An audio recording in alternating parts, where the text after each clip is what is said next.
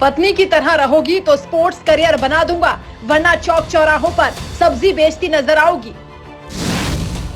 महिला खिलाड़ी को विदेश में रूम शेयर करने की धमकी दी, नेशनल कोच आर.के. शर्मा का क्या होगा? साइकिल फेडरेशन, साई गुस्से से आग बबूला, कोच को कहा अगली फ्लाइट से दिल्ली लौटो। चीन के स्टार टेनिस खिलाड़ी पेंग शुआई ने कुछ माह पहले सोशल मीडिया प्लेटफॉर्म पर कम्युनिस्ट पार्टी के अधिकारी पर मनमानी और जोर जबरदस्ती के आरोप लगाए थे। उससे खेल की दुनिया में सनसनी फैल गई थी। चीन ने महिला खिलाड़ी पर दबाव डालकर बयान बदलवा लिया था, लेकिन ये हिंदुस्तान है, यहाँ महिला खिलाड़ियों के साथ गंदा सलूक करोगे तो कोई तुम्हारा साथ नहीं देगा। यूरोप में साइकिलिंग कैंप से एक महिला खिलाड़ी को लेकर जो खबरें आई हैं, उसका पूरा सच आपको बताएंगे।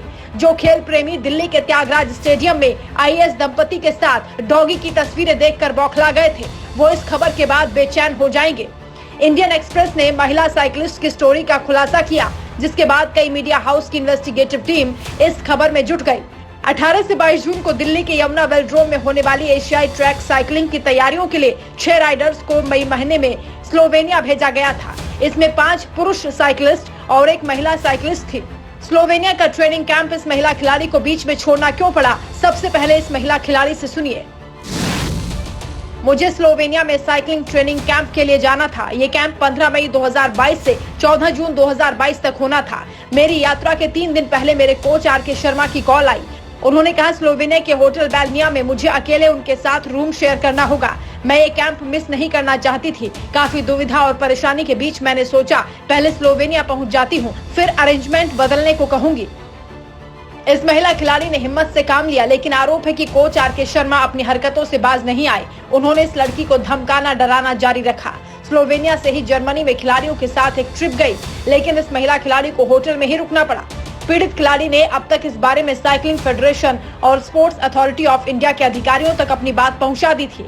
इधर दिल्ली में भी इस बात पर मंथन शुरू हो गया था कि आगे क्या किया जाए। महिला अधिकारियों की एक टीम स्लोवेनिया के लिए तैयार की गई, लेकिन वीजा में अड़चनों की वजह से मुमकिन नहीं हो पाया। इन सब से बेखबर आर.के. शर्मा ने एक और हिमाकत की। पीड़ित लड़की के मुताबिक हालांकि इससे भी बुरा कुछ सामने आने वाला था। 29 मई 2022 को जर्मनी से कोच लौट कर आए। वक्त करीब सुबह 7 बजे का था। मेरे दरवाजे पर दस्तक हुई। मैंने दरवाजा खोला तो घबरा गई। कोच जबरन मेरे रूम में दाखिल हो गए। वो मेरे बिस्तर पर जाकर लेट गए। मैंने जब कहा कि आप कमरे से बाहर जाइए, उन्होंने जबरन मुझे अपनी ओर खींचने की कोशिश की। मुझसे कहा आओ और बिस्तर पर सो जाओ। इसके अलावा वो मुझसे कहते थे मुझे उनकी पत्नी की तरह बर्ताव करना चाहिए। वो मुझे काफी पसंद करते हैं और चाहते हैं कि मैं उनकी पत्नी बन जाऊं। इसके बाद तो महिला खिलाड़ी के लिए एक भी मिनट उस कैंप में रुक पाना मुमकिन नहीं था। भारत में मौजूदा खेल अधिकारियों ने भी यही फैसला किया। आनंद फानन में टिकट बनाया गया और 3 जून को वहां से महिला खिलाड़ी ने उड़ान भरी और 4 जून को वो दिल्ली पहुंच गई। स्पोर्ट्स अथॉरिटी ऑफ इंडिया और साइकिलिंग फेडरेशन ऑफ इंडिया में मीटिंग का दौर शुरू हो गया। महिला खिलाड़ी की अलग अलग अधिकारियों से मीटिंग हुई। साइकोलॉजिकल एक्सपर्ट्स के साथ सेशन हुए।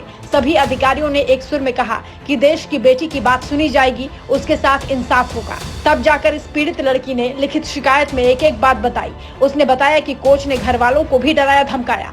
कहा अब इस लड़की की शादी कर दो, कुछ नहीं होगा, इसका तो करियर तबाह कर दूंगा, चौराहे पर सब्जी बेचेगी। इस पूरे प्रकरण के बाद खेल जगत में खलबली है और कई सवाल उठ रहे हैं।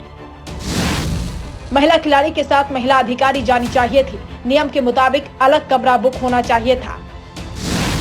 Coach R K. शर्मा का महिला खिलाड़ी को रूम शेयर करने के लिए मजबूर करना नियमों का उल्लंघन है, जांच होगी। 19 मई को महिला खिलाड़ी को कोच आर.के. शर्मा ने अपने कमरे में बुलाया। महिला नहीं गई, हरकतों पर लगाम लगेगी।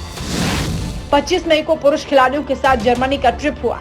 महिला खिलाड़ी को कमरे का बहाना बनाकर नहीं ले गए। 29 मई की घटना कोच के लिए बनाए गए कोड ऑफ कंडक्ट के खिलाफ है। एक एक आरोप का सच सामने लाएंगे। ओलंपिक पोडियम स्कीम के सीईओ पुष्पेंद्र गर्ग ने वापसी में अहम भूमिका निभाई।